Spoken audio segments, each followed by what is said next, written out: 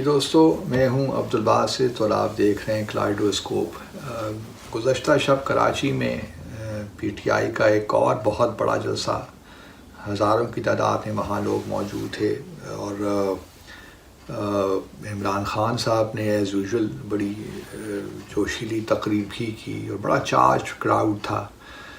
باتیں تو ان کی وہی تھیں جو پچھلے 2 ہفتوں سے ہم سن رہے ہیں، یا جو ہم نے پشاور کے جلسے میں بھی دیکھا، اور انہوں نے وہی کہا کہ ایک بین الاقوامی سازش کے تحت ان کو حکومت سے ہٹایا گیا ہے، اور ان کا کہنا یہی تھا کہ جو امپلائڈ تھا کہ اگر جمہوری انداز سے نو کانفیڈنس ووٹ آتا تو کوئی اس میں مذائقہ نہیں، لیکن یہ تو اب بالکل واضح ہے کہ پی ٹی آئی کے جو منحرفین تھے وہ آج سے 3-4 ماہ پہلے امریکی سفارت خانے میں جاتے رہے، اور انہوں نے کروڑوں روپے لیے، اور اس طرح کوalition گورنمنٹ جو پارٹیز تھیں انہوں نے بھی بہت پیسے لیے، چاہے وہ MQM ہو، باب ہو، یا اور دوسری پارٹیز ہوں۔ تو یہ کہنے کا مقصد یہی تھا کہ انٹرنیشنل کانسپریسی ہوئی اور ان کو ہٹایا گیا، اور اس لیے ہٹایا گیا کہ وہ امریکہ کی لائن ٹو نہیں کر رہے تھے۔ انہوں نے ان کو بیسز دینے سے انکار کیا،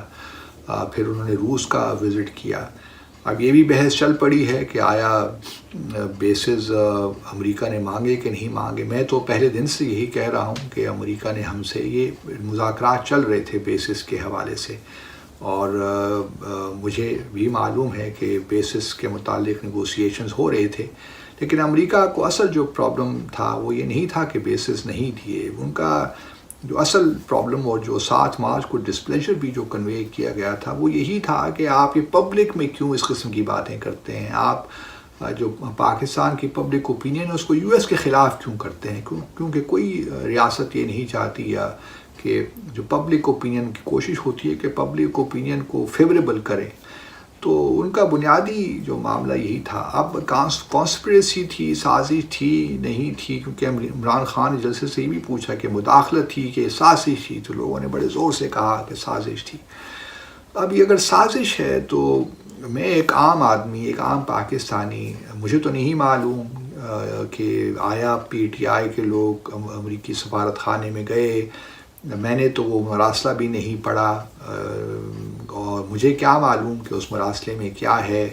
اب اگر سازش تھی تو پھر ہمارے جو سیکیورٹی کے ادارے ہیں وہ کیوں اس کو سازش نہیں قرار دے رہے؟ کیا وہ بھی یہی چاہتے تھے کہ عمران خان حکومت میں نہ رہیں؟ اگر وہ یہ چاہتے تھے، وہ کیوں چاہتے تھے؟ کیونکہ فارن پالیسی کے میدان میں تو کوئی ایسی چیز نہیں تھی یہاں تو ہم، بلکہ میں پچھلے 1.5 سال سے تو یہی کہہ رہا تھا، بلکہ 2 سال سے، کہ ہماری حکومت میں بہت پرو US لوگ ہیں، اور ان کی خواہش یہی ہے کہ چائنا کے ساتھ ہمارے تعلقات کوئی زیادہ آگے نہ بڑھیں، سی پیک پہ کام رک جائے، گوادر پہ کام رک جائے۔ میرے تو یہ کہہ کر کے تھک گیا۔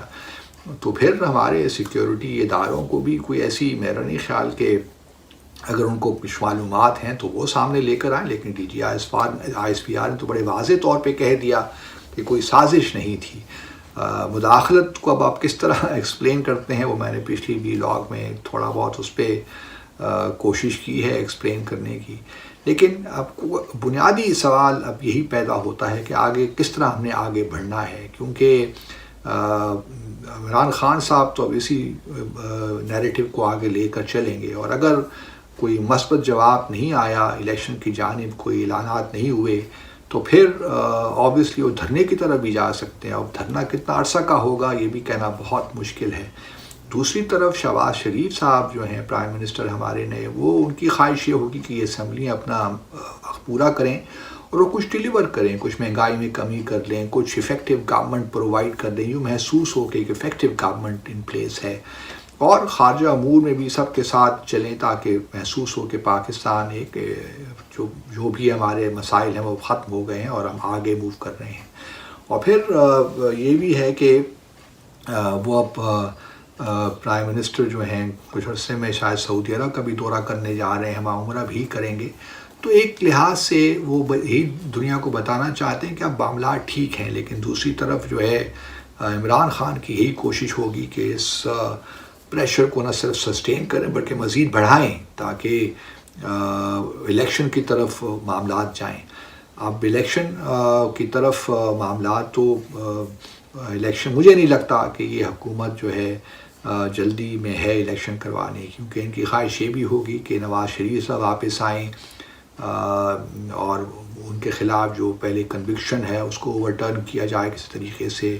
اسی طریقے سے مریم نواز جو ہیں ان کے خلاف ان کی بھی 7 سال کا جو ہے ایک بین ڈسکوالیفیکیشن لگی ہوئی ہے، اس کو کس طریقے سے ختم کیا جائے. تو یہ سارے معاملات ہیں جو اس سال 1.5 سال کے عرصے میں یہ حکومت کرنا چاہے گی. اب وہ اس میں کامیاب ہوتے ہیں نہیں ہوتے، کس طرح بلڈ اپ ہوتا ہے، کیونکہ خان صاحب I am sure P T I نے کوئی حکمت عملی تو بنا رکھی ہوگی. پھر دوسری طرف فارن فنڈنگ کیس کا معاملہ بھی ہے. کچھ لوگوں کا خیال ہے کہ پی ٹی آئی کو ہی بین کرنے جا رہے ہیں.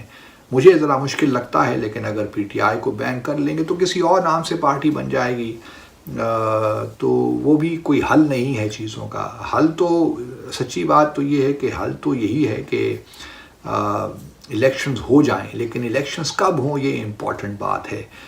کیونکہ مجھے لگتا ہے کہ اگر الیکشنز ہو بھی جاتے ہیں تو پنجاب میں شاید پی ٹی آئی کے لیے بہت مشکل ہو جیتنا.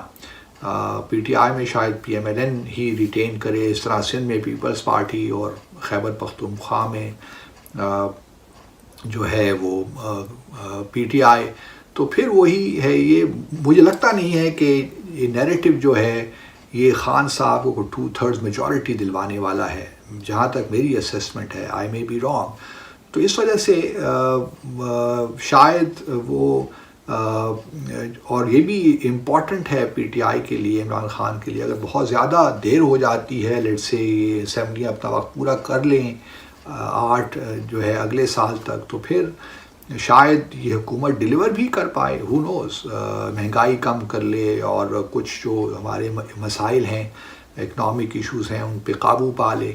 تو شاید لوگ سمجھیں کہ یار یہ ایک ساری کوalition پارٹیز ایک طرف ہیں تو یہ زیادہ اسٹیبل معاملہ ہے.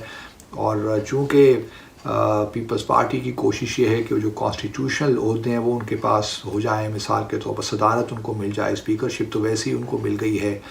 پھر آگے دیکھنا یہ ہے کہ جو ہے اگر یہ رہتے ہیں اور یہی اب کوalition الیکٹرل الائنس تو نہیں بنائیں گے، پھر دیکھنا یہ بھی ہوگا کہ اگلے الیکشن میں آیا یہ الگ الگ اپنا انتخابات میں جاتے ہیں، کوئی الائنس بناتے ہیں. الائنس مشکل ہے، but in any case politics میں کچھ بھی ناممکن نہیں ہے. تو ایک عجیب سا خلجان سی سچویشن ہے، بے یقینی کی صورتحال ہے. اب اس صورتحال سے کیسے نکلا جائے گا، دیٹ از امپورٹنٹ. اور شہباز شریف صاحب کو اب یہ موقع ملا ہے. اب دیکھتے ہیں کہ یہ حکومت کس طرح چلتی ہے. سنا یہی ہے کہ نواز شریف صاحب عید کے بعد واپس آ جائیں گے.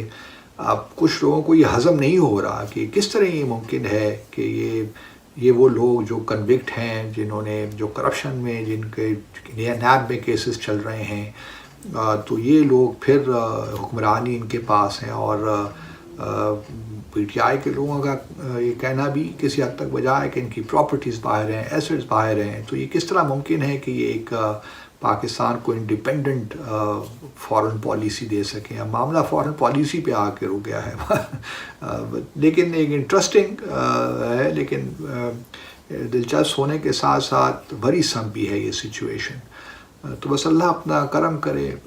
ہم عام پاکستانی تو آبویسلی ورڈ ہیں، اور دعا یہی کرتے ہیں کہ اللہ تعالی ہمارے وطن پاک کو اپنے حفظ و امان میں رکھے. اپنا خیال رکھیے. اللہ حافظ.